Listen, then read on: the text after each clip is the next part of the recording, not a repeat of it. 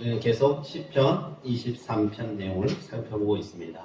이 다윗의 시편은 오고 오는 세대의 심금을 울리고 또 위로를 주는 말씀이에요. 그래서 살펴보고 또 살펴보고 또 살펴봐도 우리에게 은혜가 되어요. 왜 큰 은혜가 되겠습니까? 그것은 오늘 4절에 있는 것처럼 사망의 음침한 골짜기 있으라도 여호와 하나님께서는 우리를 건져주시는 분이니까. 하나님께서 우리에게 은혜 베푸시려고 하시면요, 어디에 가 있든 어떤 곳에서 위험에 처해 있든 여호와 하나님께서 나와 함께 하시고 거기서 건져주실 수 있는 분이시라는 겁니다. 그러나 그보다도 다윗에게 있어서 더 깊은 은혜가 있어요. 내가 건짐받았기 때문에 그것도 맞는 이야기예요. 그러나 다윗에게 있어서 더 깊은 이 은혜가 있는데 그 내용이 무엇이냐? 오늘 성경 말씀 1절에 다시 한번 돌아가서 보면요, 이렇게 말해요. 여호와는 나의 목자시니 내게 부족함이 없으리로다.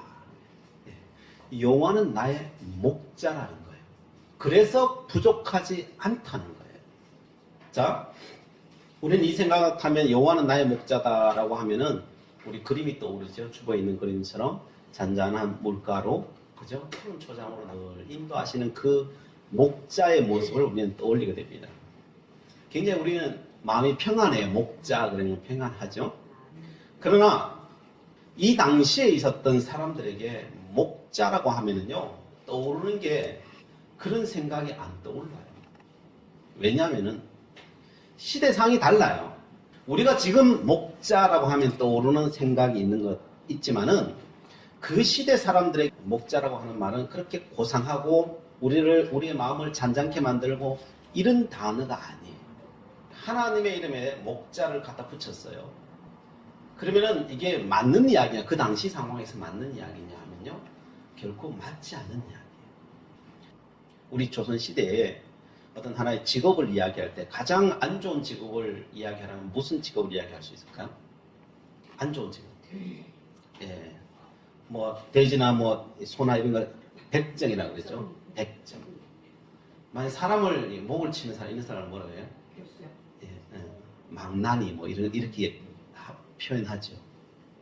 이스라엘에게 있어서 목자라고 하는 단어는요, 백정이라고 하는 단어와 마찬가지예요. 망나니라고 하는 단어나 마찬가지예요. 그런데 여호와 하나님의 이름을 부를 때 거기에다 같이 따라 붙는 것을 목자라고 하는 단어를 거기에 떡 갖다 붙이는 거예요. 다른 말로 그 시대 상황 속에서 여호와는 나의 백정입니다. 여호와는 나의 망나니입니다. 이런 단어예요. 이건 심각한 단어죠, 그죠? 심각한 단어인데 거기 갖다 떡 갖다 붙여놓는 거예요. 천지를 창조하신 그 하나님 앞에 그 단어가 정말 어울리지 않은 단어인데 그 단어를 다 갖다 붙이는 거예요. 그 시대 상황이 왜 그런지 그 시대 상을 보면은 알아요. 목자는 이스라엘에게 있어서 특별한 직업이에요. 직업뿐이에요. 이스라엘 사람들에게 있어서 목숨처럼 여기는 것이 있다면 율법이에요. 율법. 하나의 말씀, 그 율법인데 그 율법을 이게 10가지로 딱 만들면 그게 뭐가 돼요? 그게 이제 10계명이 되는 거죠. 근데 이 10계명은요, 9가지 계명은 이 사람이 잘 지키는지 안 지키는지 그 사람과 같이 살지 않으면 몰라요. 저 사람이 하나님의 말씀을 제대로 지키는지 몰라요. 그냥 딱 한 가지 계명은 알 수 있는 계명이 있어요. 그게 뭔지 아세요? 안식일을 지키는 거예요. 뭐 도둑질 하지 말라 그러는데 도둑질 하고도 안 했는 것처럼 하면은 어떻게 알겠어요? 그죠? 몰라요. 그런데 안식일은 지키는지 안 지키는지 성전에 가보면 알아. 안 왔으면 안 지키는 거고 왔으면 지키는 거예요. 이스라엘 민족에 있어서 어떤 하나의 척도, 신앙의 척도를 표현할 때 그 안식일을 지키느냐 안 지키느냐, 이것을 하나의 신앙의 척도로 삼았어요. 그래서 이스라엘 민족은 자랑거리가 있어요. 그것은 우리에게 율법이 있습니다. 우리는 안식일을 지킵니다. 이렇게 말해요. 이스라엘 민족이 나중에 팔레스타인 1947년에 나라를 세웠어요. 어떻게 이렇게 나라를 세울 수 있었습니까? 라고 말했을 때 이스라엘 민족이 하는 말이, 우리에게는 율법이 있었습니다. 그래서 2000년이나 지나는 세월 동안 우리는 나라의 민족의 정체성을 잃어버리지 않았습니다. 그리고 우리가 이렇게 모일 수 있었던 것은 안식일에 우리는 다 같이 모였기 때문에. 그래서 우리는 이 나라를 다시 만들 수 있게 되었습니다. 라고 고백을 한 거예요. 그래요. 이스라엘 민족에 있어서 율법이 있다는 거, 그리고 안식일을 지킨다는 것은 대단한 프라이드예요. 그리고 그들을 붙잡아 준 것이 또한 사실이기도 했고요. 자, 그런데 그 안식일에 가장 중요한 게 하는 게 뭘까요? 예배죠. 예배. 하나님 앞에 예배인데, 그 안식일에 주님 앞에 나와서 예배하는데, 그 예배 중에 가장 중요한 게 또한 제사를 드리는 거예요. 하나님 앞에 구약 성경에는 제사를 드리는 거예요. 그 제사의 가장 중요한 물건이 있는데 그게 뭘까요? 제물이요. 제물. 그 제물 중에 많은 제물들이 있어요. 그 중에 가장 귀하게 여기는 제물이 뭘까요? 또 보편적으로 드리는 게 하나님 앞에 그게 양이에요. 양. 근데 그 제물은요 흠이 있으면 안 돼요. 하나님 앞에 드리는 건요 흠이 있으면 안 돼요. 양을 드려야 되는데. 그러면 이 양이 귀중하겠어요? 귀중하지 않겠어요? 귀중해요. 그래서 이 양을 지키고 이 흠이 없는 양을 만들어내는데 이스라엘 민족은 총력을 기울여요. 근데 이 문제는 이 양이 이게 IQ가 굉장히 낮다는 데 있어요. 자기 몸을 못 지켜요. 얘들은요. 시력이 나빠서요. 코앞에 있는 것도 못 봐요. 이게. 예, 자기 발 앞에 있는 거는 볼 수 있는데 요 앞만 가도 못 봐요. 구렁텅이가 있는데도 구렁텅이 있는지 뭐 절벽이 있는데도 절벽이 있는지 모르고 그냥 가. 그냥. 목자가 부르지 않으면 그냥 굴러 떨어져요. 양은요 자기의 몸을 지킬 수 있는 뭐 발톱이 있는 게 발톱이 있는 것도 아니고요, 그죠?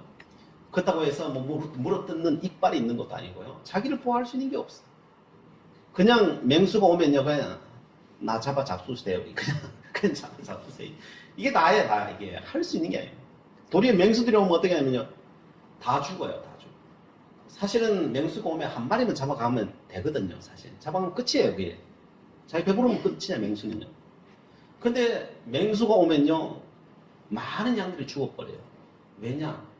무서워서 다 도망가다 구소로 다 도망가가지고 다 압사당해 죽어요. 압사당해 죽어요. 맹수에게 잡혀 죽는 거 한 마리인데 자기들끼리 죽는 게 태반이야. 이게 다 막 누르려서 막 엎치고 덮치고 해서요 자기 다 죽어버려요. 다 죽어. 이게 양이에요. 이게 양이에요. 그러니까 자기들끼리 부딪히면은 이게 흠이 나겠어요? 안 나겠어요? 다 흠이 나버려요.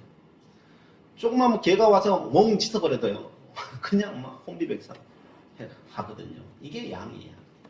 그래서 흠이 없다는 것은 어찌 보면 양에게 있어서는 있을 수 없는 일이에요. 있을 수 없는 흠이 없다. 양은 그 수많은 시간 동안 키우면서 흠이 반드시 생길 수밖에 없는 양이에요. 근데 그걸 흠이 없게 만들어야 돼요. 이게 흠이 없게 만들어요. 그래 하나님 앞 제사를 드려야죠. 가능하겠어요? 가능하지 않아요. 그런데 안식일 날, 이게 평일날은 이제 목동이 이제 치면은 잘 관리하면 된다 쳐요. 근데 안식일 날 하나님 앞에 예배로 가야 되잖아요. 온전히 지켜야 되잖아요. 근데 양은 놔둬야 되잖아요. 놔두면은 무슨 일이 생기면은 어떻게 되겠어요? 다 흠이 생겨버리잖아요. 오매불망 키웠는데 안식일 하루 제대로 못 지켜서 하나님 앞에 드릴 재물이 없어져 버려요. 그래서 이스라엘 민족이 고유직책으로 만든 게 뭐냐면요. 목자라고 하는 제도를 만든 거예요. 목자는 안식일에도 성전에 와서 제사를 드리지 않아도 돼요. 그냥 자유롭게 풀어주는 게 아니라 정말 지지도 못 살아서 이 일 아니면 안 되는 정말 하나님 앞에 주일날 예배 드려야 될 거 아니에요. 안식일날 예배 드려야 되잖아요. 그런데 예배 안 드리고 돈 버는데 관심 가질 수밖에 없는 하층민들, 못 사는 사람, 이스라엘 민족이지만 못 사는 사람들, 이런 사람들을 목자로 시키는 거예요. 그래서 그 양을 돌보게 하는 거예요. 그러면은 이 목자들이 굉장히 귀한 사람들이잖아요. 어찌 보면 자기들의 양을 키워주는 양들을 돌봐주는 사람이잖아요. 근데 그 사람들을 향하여서 이스라엘 민족은 어떻게 생각했을까요? 참 내 양 돌봐줘서 고맙다. 내 재물되는 양들 돌봐줘서 정말 귀하다. 이렇게 대접했을까요? 그렇게 대접 안 해요. 저것들은 안식일도 지키지 않는 죄인이야, 죄인. 맡기기는 자기들이 맡겨놔놓고 손가락질은 누가 해요? 그 사람 다 손가락. 죄인이야, 죄인. 안식일도 안 지킨다는 거야. 안식일도 안 지키면서 돈벌이 하고 있다고. 그러면서 지적질하는 게 바로 그 당시의 사람들입니다. 이게 사람들의 죄성이에요. 죄성. 인간의 죄성은 어디에 근거해 있어요? 철저히 남과 비교를 통해서 자기 자신을 세우는 데 있어요. 그래서 그 사람들 거기 보내놔놓고 자기는 거룩한 예배당에 앉아서 예배 드릴 수 있고 제물 드리며 나는 잘난 사람입니다. 그러면서 목자는 저것들은 예배도 안 드리고 하나님도 알지 못하고 거룩하지도 못하다고 죄인들이라고 그렇게 취급했습니다. 그래서 목자라고 하는 단어는요, 가장 그 당시에 이스라엘 민족의 가장 하층민들이 하는 일이겠어요. 요즘 우리로 따지면은 백정이라니까요. 여러분 그 백정의 이름을 여러분 자식에게 쓰라고 하면 쓰겠어요? 초등학교나 또 우리는 안 쓸 거예요, 그죠? 그런 이름, 하층민들이 쓰는 그런 이름, 그런 단어였습니다. 그래서 이스라엘 민족에게 있어서는 이 증인이라고 해요. 법정에 쓰면은 증인들이 있어야 되잖아요. 그래서 그 증인들이 증언을 해주면은 무슨 죄에서 이제 해방할 수도 있잖아요. 그런데 증인에 들 수 없는 사람들이 있어요. 이스라엘 민족에. 그 증인에 들 수 없는 사람은 죄인들. 죄인의 말을 누가 믿어주겠어요? 세리들, 창기들. 이런 사람들은 증인으로 쓰지 못해요. 이 사람들은 말을 안 믿어주는 거죠. 증인으로 채택이 안 돼요. 다 그 옆에서 다 봐도 채택을 안 해줘요. 그리고 또 한 사람이 있어요. 누굴까요? 목자예요, 목자. 목자의 말은 안 믿어줘요. 증인으로 법적 효력이 없어. 법적 효력이 없다는 것은 사람 취급 안 하는 거예요, 사람 취급. 그게 목자예요, 그게 목자.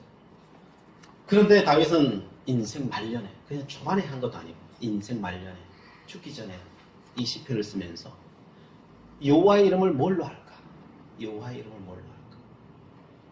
여호와의 이름을 나의 목자라. 나의 목자. 다윗은요, 지금까지 살아오면서 수많은 이름들이 있었어요. 직업들이 있었다니까요.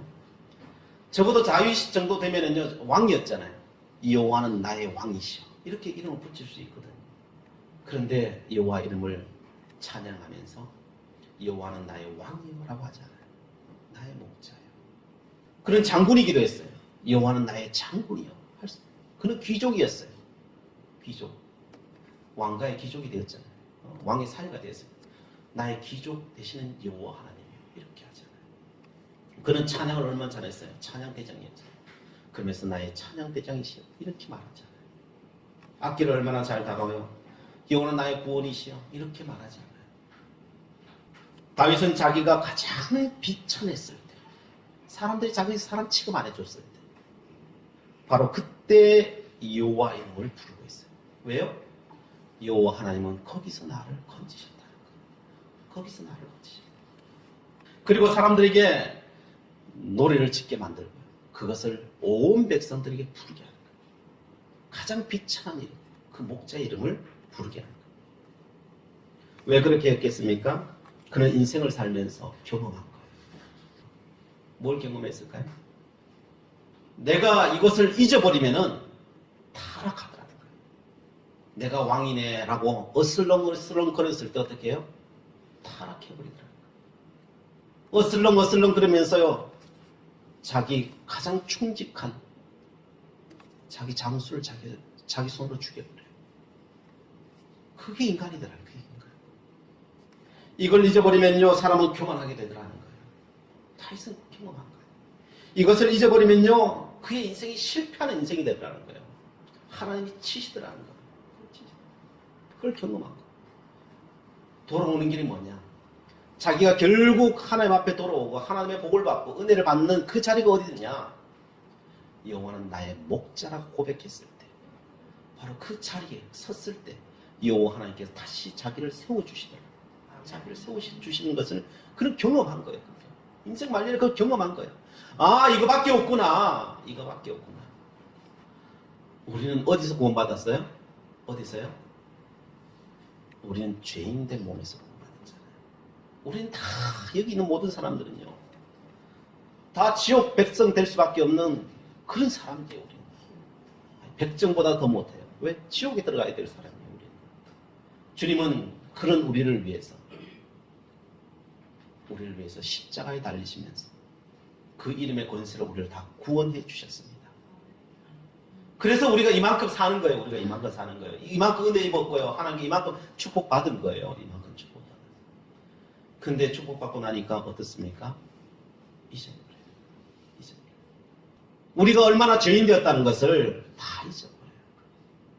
내가 어디서 구원받았는지, 내가 어디서 은혜를 받았는지 우리는 다 잊어버려요. 주님께 우리를 부르셔요. 어디로 부르셔요? 바로 그 죄인된 자리에 다시 부르셔요. 너가 어디서 구원받았는지 기억하라. 너가 어디서 구원받았는지 기억하라. 바로 너가 다시 설 수 있는 길은 바로 그 자리라. 지금 다윗은 우리에게 말씀해 줍니다. 그 자리로 가지 않으면요, 우리는 다시 구원함을 받지 못해요. 그 자리로 가지 않으면요, 우리는 다시 설 수 없어요. 우리는 반드시 넘어져요. 넘어질 수밖에 없어요. 우리는 조금만 서면요, 우리가 섰는 줄 알아요. 그래서 우리가 죄인인지를 모르고 이스라엘 민족처럼 목자 세워놔놓고 다 죄인 만들었어요. 목자 세워. 그 사람이 나를 위해 있는 건데 누구예요? 그 목자가 나를 위해 있는 존재인데 우리는 그 사람을 세워놓고 다 죽여버려요. 그래서 빌립보서는 뭐라고 말합니까? 정말 영성의 길이 뭐냐? 믿음의 길이 뭐냐? 나보다 나를 낫게 해요. 바로 그 자리에 설 때 우리는 영적으로 바로 설 수 있다는 거예요. 우리는 하나님의 은혜로 사는 존재입니다. 그래서요. 우리는 죄인에서 구원받았고 하나님의 그 십자가 은혜로 구원받은 존재고 우리는 죽을 때까지 그 자리에 있어야 돼요. 그런데 우리는 조금만 쓰면 그 자리에 벗어나려고 해요. 그 자리에 벗어나려고. 벗어나면 죽어요. 벗어나면 죽어요. 우리는요. 그런데 자꾸 우리는 거기서 벗어나려고. 우리는 조금만 벗어나면요, 우리가 뭔가 할 수 있는 존재인 줄 아는데요. 절대 그렇지 않습니다. 하나님의 은혜가 우리의 손길을 꽉 붙들고 있으니까 우리가 이만큼 있는 거예요, 사실. 하나님의 손길이요, 거기서 조금만 거두어버리면요, 우리는 할 수 없는 죄인이라는 걸 안다니까요. 우리는 할 수 없는 죄인들이에요. 우리가 이만큼 이성을 가지고 이만큼 살아가는 건요, 하나님께서 우리를 그만큼 사랑해 주시고 우리가 하나님께서 그만큼 우리를 붙들어 주는 거예요. 축복받으셨습니까? 요 하나님께 더 강하게 붙으신 줄 믿으시기 바랍니다. 은혜 받으셨습니까? 하나님께서 다른 어떤 사람보다 우리에게 축복해 주신 걸 믿으시기 바랍니다. 이번 주에 TV에 그런 내용이 나왔죠. 서모씨라는 사람이 저 어디죠? 양산에 살인죄를 저질렀죠. 왜 살인죄를 저질렀냐? 바깥에서 창문 닦고 있는 사람이 있었어요. 15층 아파트에 창문 닦고 있었는데 벨 소리가 울리는데 이 사람이 뭐 일하니까 그걸 어떻게 받겠어요? 외줄 타고 있는데 못 받고 있었던 거죠. 계속 벨을 울리니까 이 짜증나. 안에 있던 사람이 짜증난 거예요. 서모씨 40대 남자 짜증난 거예요. 짜증나서 올라가가지고 칼 가지고요, 커터칼 가지고 줄을 끊어버렸어요. 사람이 떨어져 죽어버렸어요. 아니 짜증난다고 그 소리 듣기 싫다고 커터칼 가지고 올라가서 옥상에 올라가서 그 끊어버리면 어떡해요. 그래서 그 가족들 7명, 생때 같은 7명이 부모 잃고 생계가 막막해져 버렸어요. 나중에 후회를 해요. 후회한들 죽은 생명이 돌아와요. 죽은 생명이 돌아와요. 우리 이해가 가요? 이해가 가요? 아니 벨 소리가 좀 그렇다고 해가지고 사람을 죽여버려요. 왜 그러겠어요? 하나님의 손길이 조금만 떨어져요. 그 은혜의 손길이 조금 떨어져요. 이성을 잃어버린다니까요. 우리는요. 이성을 잃어버린다니까요. 하나님의 은혜의 손길이 조금만 떨어져요. 우리는 그런 존재예요. 우리는 그 사람보다 우리가 더 낫다고 생각하세요? 절대 더 나은 게 아무것도 없어요. 우리가요. 아무것도 없어요. 하나님의 은혜의 손길이 우리를 더 강하게 붙들고 있으니까요. 우리 제정신이 있는 거예요. 제정신이 있는 거예요. 하나님의 손길만 떨어지면요. 우리는 그렇게 된다니까요. 다윗은 기억한 거예요. 자기가 그렇게도 하나님 앞에 열심히 살아가려고 발버둥 치면서 은혜 가운데 그 모든 걸 이루었는데 무너지려고 하니까요. 하나님의 손길이 떨어지려고 하니까요. 순식간에 떨어지는 걸 경험하면서 아하, 내가 죄인이었었지. 내가 그 죄악 가운데 건진받은 존재였지. 이걸 다시 되돌아가는 거예요. 이 자리로 되돌아가는 거예요. 그리고 서는 거예요. 사무엘상에 보면요, 16장 1절에 보면은요, 하나님께서 이 사무엘에게 이야기하는 거예요. 사울왕은 내가 패하기로 했다. 그리고 다윗을 세워라 라고 말씀을 해요. 근데 사무엘이 벌벌벌 떨어요. 왜요? 아니 버젓이 왕이 있는데 다시 왕 세우라 그러니까요. 나보고 죽으라는 소리죠. 예. 하나님 난 못합니다. 그거 못합니다.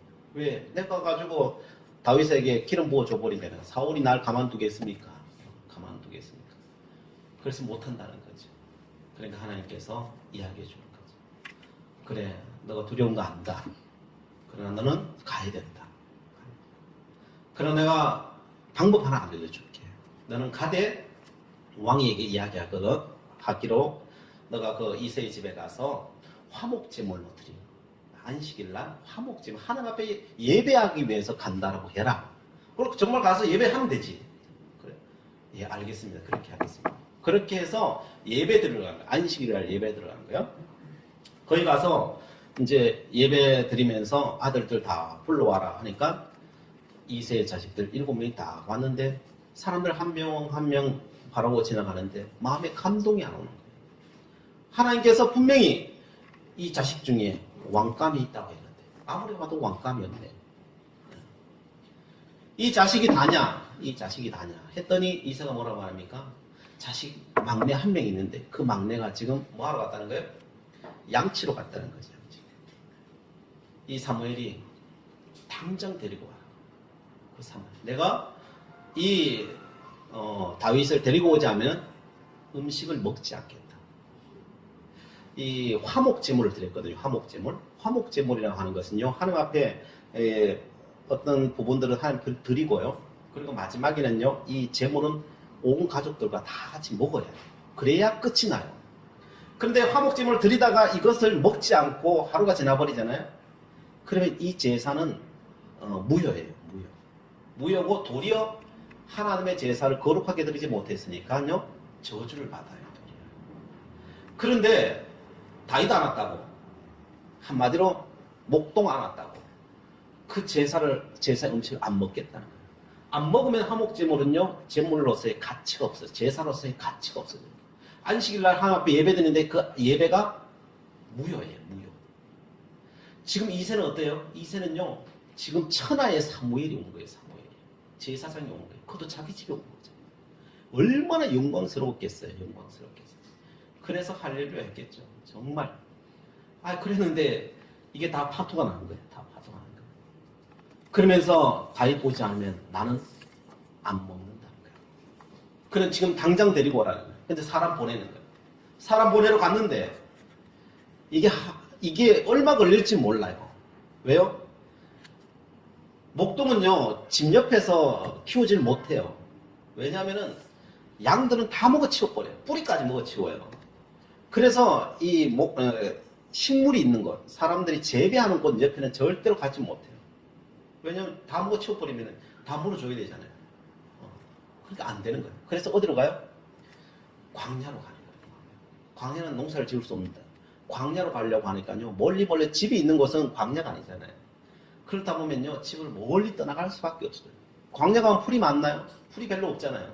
그러면 뜯어먹고 가고 뜯어먹고 가다가 며칠 길 갔는지 몰라요. 어디쯤 갔는지는 알겠지만은 며칠 길 갔는지 어느 골짜기로 들어갔는지 몰라요. 근데 그거 찾아오라는 거죠.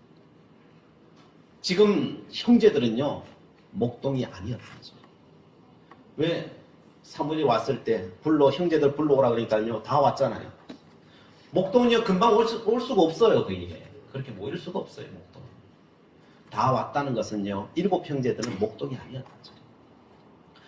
다윗 혼자 목동이었다는 소리죠. 다윗 혼자 목동. 다윗은요. 바로 그런 존재였어요. 다윗은 그 가정 안에서 죄인이었어요. 가정 안에서요. 그 다윗은 인정 못 받은 사람이었어요. 앞에서 이야기했죠. 목동은요. 가장 천한 사람이라니까요. 우리는 다윗은 그냥 양지키로 그냥 보낼거리라고 생각하죠. 양지키로 보낸 게 아니에요. 본래부터 목동이었어요.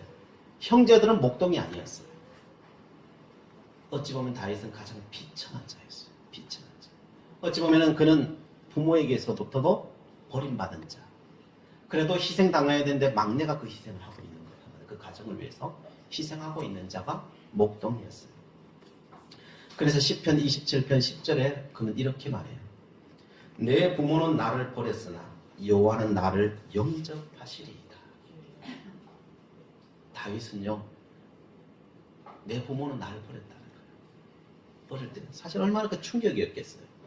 목동이 된다는 것은 충격이에요. 부모는 목구멍에 포도청이라서 시킨 시켜야 돼요. 그래서 자기 시켰다. 나를 버렸다는 거예요. 인간 취급 못 받는 죄인이라고. 나를 버렸다는 거예요. 그게 다윗이었어요. 그런데 누가 나를 건져주셨다고요? 그런 백정 같은 자기를 여호와 하나님께서 건져주셨다. 그래서 다윗이 그 신분을 벗어날 수 있었다는 것입니다. 그래서 하나님의 큰 은혜를 받고 나서 다윗이 고백하는 거예요. 여호와는 나의 왕이라고 고백하지 않아요. 여호와는 나의 목자시다. 사람들은 그 목자의 입을 입에 대려고 하지, 그 목자라는 단어를 뱉으려고 하지 않는데, 그런데 왕이 여호와는 나의 목자라고 그냥 당당히 세상 앞에 공포하는 거예요. 그러면 예수님 시대는 어땠느냐? 예수님 시대, 1000년이 지난 예수님 시대 목자는 그러면 신분이 더 좋아졌냐? 똑같아요. 예수님 시대. 근데 예수님은 자기 자신을 뭐라고 말해요? 나는 선한 목자다. 다윗의 마음이나 예수님의 마음이나 다르지 않아요. 예수님은요, 우리를 위해서 가장 천한 이름,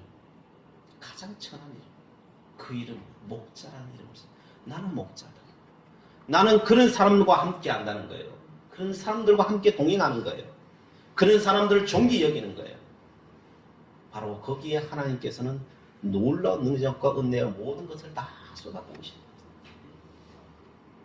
그래서 여러분, 부끄러움 이름이 있습니까? 하나님 앞에 부끄러워하지 마십시오. 여호와 하나님, 우리는 그런 자들을 존귀 여기십니다. 존귀 여기십니다. 그리고 자기가 죄인 된 것을 알고 주님 앞에 나오는 자들마다 구원함을 있습니다. 우리 천국 가는 거 말고라도 바로 그 죄인 된 삶을 알고 주님 앞에 나오는 자마다 하나님께서 우리 인생을 구원해 주십니다. 여호와 하나님께서 나의 목자가 되어 주십니다. 그리고 모든 것을 이끌어 주십니다. 그 주님 앞에, 여호와 나의 목자 되시는 그 주님 앞에 온전히 나가시고 그 은혜를 누리시고 믿음으로 살아가시는 우리 모두가 될 수 있기를 간절히 바랍니다. 기도하시겠습니다. 사랑의 하나님, 여호와는 나의 목자 되심을 이 시간 저희들 고백합니다. 나를 비천한 데서 구원해내시고 우리의 구주가 되심을 찬양을 드립니다. 그 은혜를 잊지 않게 하시고 그 이름을 존귀 여기며 살아가게 하여 주시옵소서. 예수 그리스도의 이름으로 기도드리옵나이다. 아멘.